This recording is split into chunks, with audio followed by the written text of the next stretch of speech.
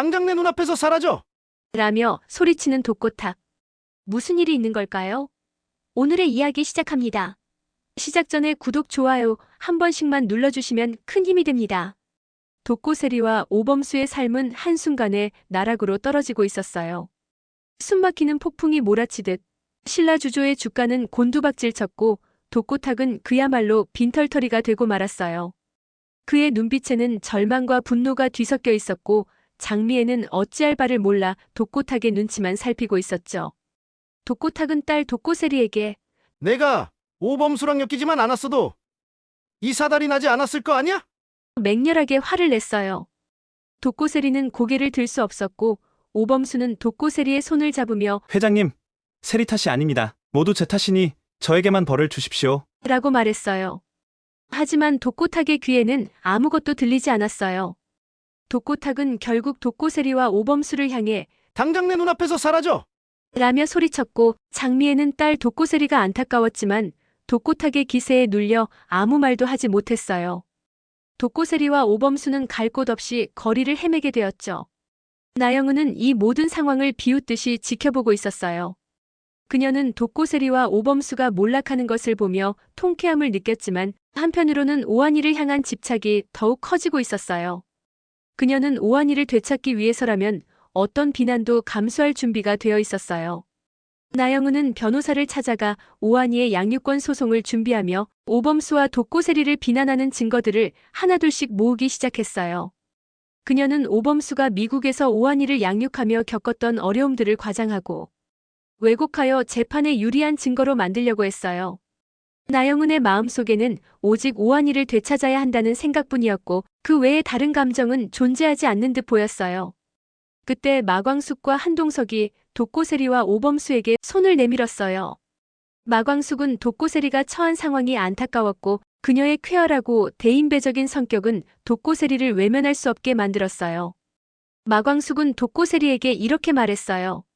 힘들 때일수록 서로 도와야죠. 독수리술도가로 와서 같이 일해요. 라며 따뜻하게 이야기했어요.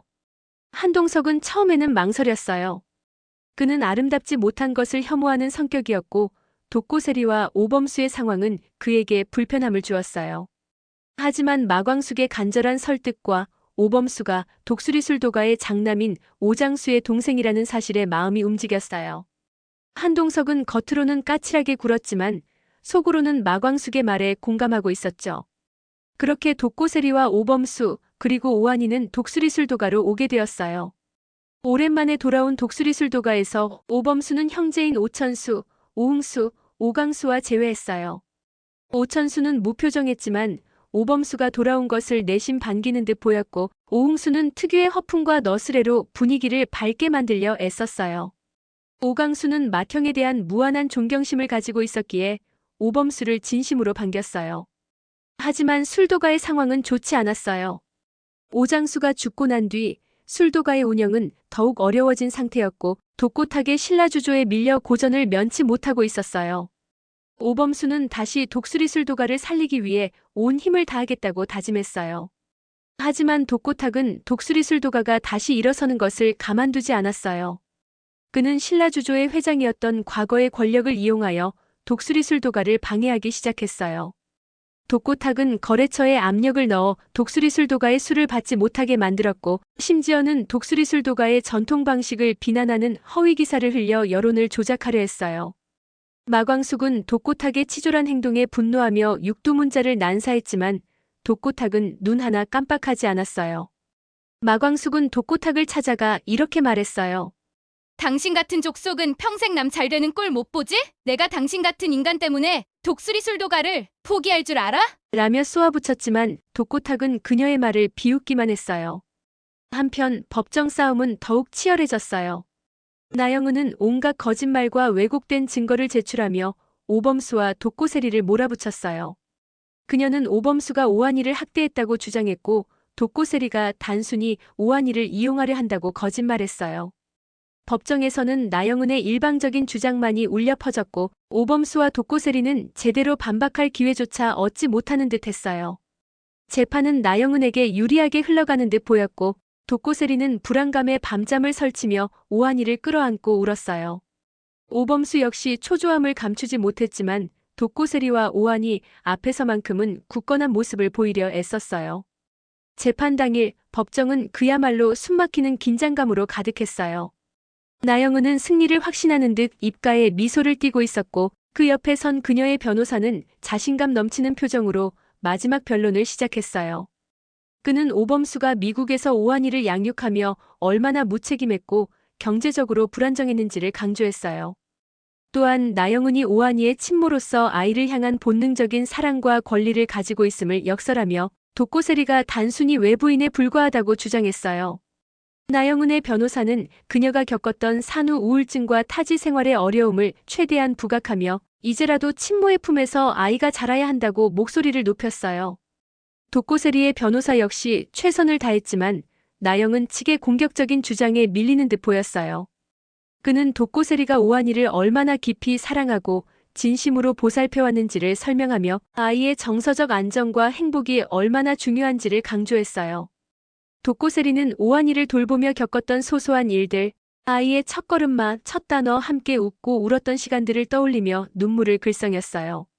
오범수도 독고세리가 오한이에게 얼마나 헌신적이었는지, 그리고 자신이 얼마나 오한이를 사랑하는지 진심을 다해 이야기했어요.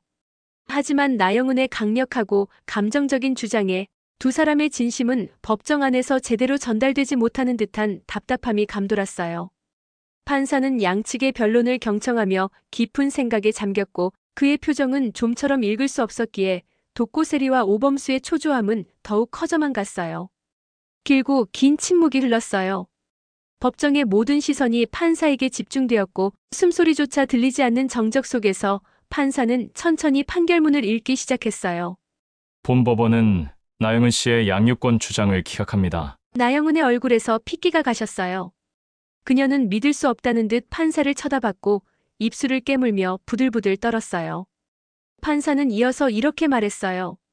오한이 양의 양육권은 오범수 씨에게 있습니다. 독고세리 씨는 오한이 양의 양육에 기여한 바가 크며 아이의 정서적 안정에 큰 영향을 미쳤음을 인정합니다. 라고 덧붙였어요. 독고세리는 눈물을 글썽이며 오한이를 품에 안았고 오범수는 그제야 안도의 한숨을 내쉬며 독고세리의 어깨를 감싸 안았어요. 나영은은 판사의 판결에 대한 충격과 분노를 도저히 주체할 수 없었어요. 그녀는 자리에서 벌떡 일어나며 말도 안 돼! 이건 불공평해! 내 딸이야! 내가 낳은 내 딸이라고! 라며 절규했어요. 그녀의 목소리는 법정 안에 울려 퍼졌고 주변 사람들은 그녀의 격앙된 모습에 놀라 웅성거렸어요. 나영은은 손가락으로 판사를 가리키며 당신이 뭘 안다고? 허! 내 심정을 뭘 안다고 함부로 결정하냐고! 라며 삿대질까지 했어요. 판사는 그녀의 말을 무시한 채 굳은 표정으로 재판을 마무리하려 했지만 나영은은 멈추지 않았어요. 그녀는 독고세리와 오범수에게 달려들어 너희들이 뭔데? 내 아이를 빼앗아가! 라며 소리쳤고 오한이를 품에 안고 있는 독고세리를 향해 손을 뻗어 아이를 빼앗으려는 듯 위협적인 행동을 보였어요. 독고세리는 놀라 오한이를 더욱 꽉 안았고 오범수는 나영은의 앞을 막아서며 세 사람을 보호했어요. 나영은은 오범수를 밀치려 했고 그 과정에서 몸싸움까지 벌어질 뻔했어요. 법정의 경비원들이 급히 달려와 나영은을 제지하기 시작했어요.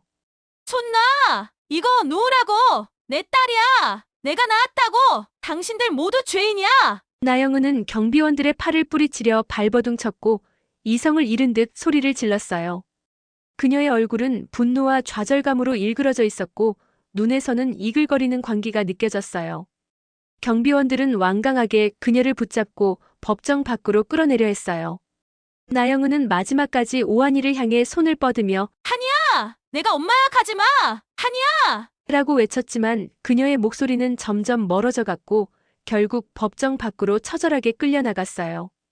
그녀의 뒤에는 오직 비참함과 패배감만이 남아 있었고 법정 안에는 한동안 그녀의 절규가 맴도는 듯한 침묵이 흘렀어요. 법정에서 승리했지만 독고세리와 오범수의 앞날은 여전히 불확실했어요. 독고탁은 여전히 독고세리와 오범수를 못마땅해 했고 독수리술도가의 상황도 녹록지 않았어요. 하지만 오범수와 독고세리는 이제 오한이와 함께라는 사실에 용기를 얻었어요. 오범수는 독수리술도가를 살리기 위해 밤낮 없이 일했고 독고세리 역시 오범수를 도와 술도가 일에 매달렸어요. 마광숙은 독고세리와 오범수를 진심으로 격려했어요. 그녀는 쾌활한 목소리로 괜찮아요. 우리 독수리 술도가 식구들은 똘똘 뭉치면 못 해낼 게 없어요. 힘내요. 라며 두 사람의 어깨를 토닥였어요. 독고세리는 마광숙의 따뜻한 위로에 눈물이 핑 돌았고 오범수 역시 그녀의 긍정적인 에너지를 보며 다시 힘을 낼 수 있었어요. 한동석은 겉으로는 늘 그랬듯 무심한 표정이었어요. 그는 독수리 술도가에 온 오범수와 독고세리를 향해 아무렇지 않게 술도가가 엉망이군. 내가 보기엔 답이 없어 보여. 라고 툭 던지듯 말했어요. 그의 차가운 말투에 독고세리는 움츠러들었지만 마광숙은 한동석의 속내를 아는지 모르는지 이렇게 말했어요. 아니, 이 양반이? 사람이 힘들어 죽겠는데 염장 지르는 소리만 하네? 라며 핀잔을 주었어요. 한동석은 그런 마광숙의 반응에도 눈 하나 깜짝하지 않았어요. 하지만 한동석은 마광숙의 말이 끝나기가 무섭게 비서에게 전화를 걸었어요. 그는 조용하지만 단호한 목소리로 지금 당장 신라주조와 거래를 중단하고 독수리 술도가에 필요한 모든 원료를 최고가에 공급할 수 있도록 조치해. 라고 지시했어요. 또한 LX 호텔 주방에 독수리 술도가의 전통주를 필수 품목으로 올리고 홍보팀을 동원해 적극적으로 홍보할 것. 이라고 덧붙였어요. 그는 독수리 술도가의 제품이 고급화 전략을 통해 시장에서 다시 한번 주목받을 수 있도록 치밀한 계획을 세웠어요. 한동석은 독고탁의 신라주조가 독수리 술도가를 회방 놓는다는 사실을 알고 있었기에 독고탁에게 치명타를 입히면서 동시에 독수리 술도가를 전폭적으로 지원하려는 것이었죠. 그는 또한 자신의 인맥을 총동원하여 독수리 술도가에 대한 긍정적인 여론이 형성될 수 있도록 언론 플레이까지 지시했어요. 그는 이 모든 일을 오범수와 독고세리 그리고 마광숙에게는 비밀로 했어요. 한동석은 자신이 선행을 베푼다는 것을 굳이 드러내고 싶어 하지 않았고 그저 마광숙의 마음이 불편해지는 것을 막고 싶었을 뿐이었어요. 그의 행동은 겉으로는 냉철하고 도도해 보였지만 속으로는 누구보다 따뜻하고 의리 있는 남자임을 증명하는 것이었어요. 이러한 한동석의 은밀한 움직임 덕분에 독수리 술도가는 서서히 활기를 되찾기 시작했어요. 그러던 어느 날 나영은은 독고탁을 찾아가 충격적인 제안을 했어요. 나영은은 독고탁의 몰락에 자신이 기여했음을 인정하며 독고탁에게 복수를 제안했어요. 회장님, 독수리 술도가를 완전히 무너뜨리고 독고세리와 오범수에게서 오한이를 빼앗을 수 있는 방법을 알고 있습니다. 나영은의 눈빛은 섬뜩하게 빛났고 독고탁의 눈빛 역시 탐욕으로 번뜩였어요. 과연 나영은은 독고탁과 손을 잡고 독수리 술도가와 독고세리, 오범수를 또다시 위기에 빠뜨릴 수 있을까요? 그리고 독고탁은 나영은의 제안을 받아들여 잔혹한 복수를 시작하게 될까요? 독수리 오형제를 부탁해 드라마도 이제 마지막 회가 얼마 안 남았네요. 재미있었는데 아쉬워요. 다음 드라마도 흥미롭고 재미있는 드라마였으면 좋겠습니다. 그럼 오늘 이야기는 여기서 마무리하겠습니다. 다음 이야기도 놓치지 마세요. 구독과 좋아요 알림 설정까지. 다음 편에서 뵙겠습니다. 시청해주셔서 감사합니다.